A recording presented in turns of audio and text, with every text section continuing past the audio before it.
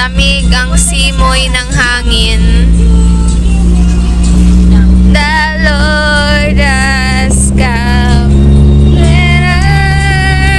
Dito guys is susunduin namin ang dalawa kong kapatid kasi nga daw nag-overnight sila dun sa bahay ng pinsan namin.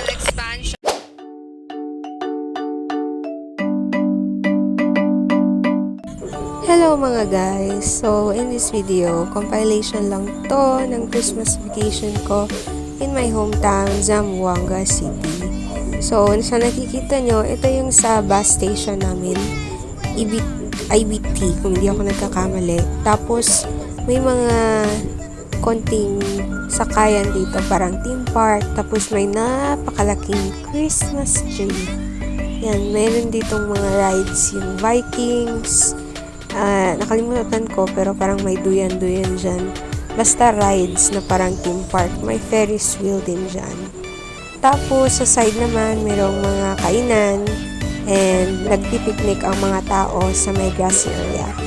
So bumisita lang kami sa different relatives ko dito. And then after nun, nag-food trip lang kami kasi gabi na. Ayan, gusto nilang kumain ng mga spicy food. Dito madaming fruits and mga mango, ganyan. Tapos pili ka lang anong prutas mo and lalagyan nila ng sauce para sa iyo.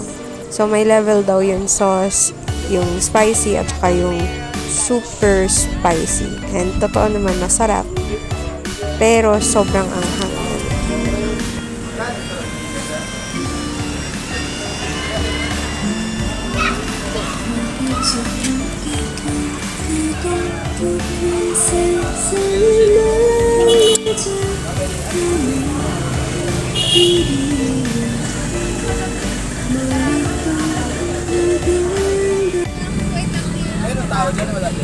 Wala. Malayo pa mo to. Nag-start ka na? Yep. Pagkatapos noon, bumili lang kami ng mga prutas. Ayan, para sa Christmas, tsaka na rin sa New Year. So, sa vlog na to, bale compilation lang to ng iba't ibang videos na nakuhanan ko.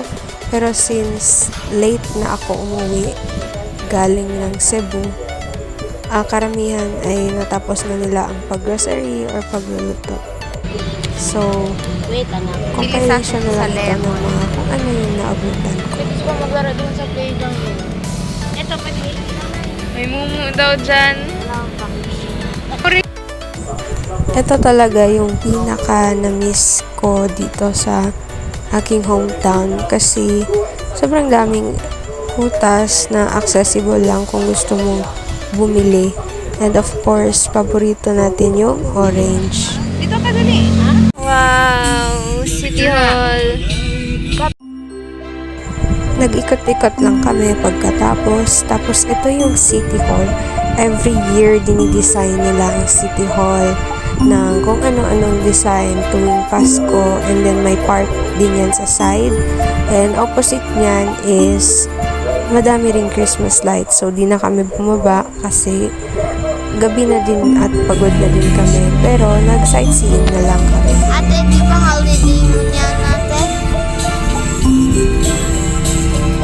Ayan din dito.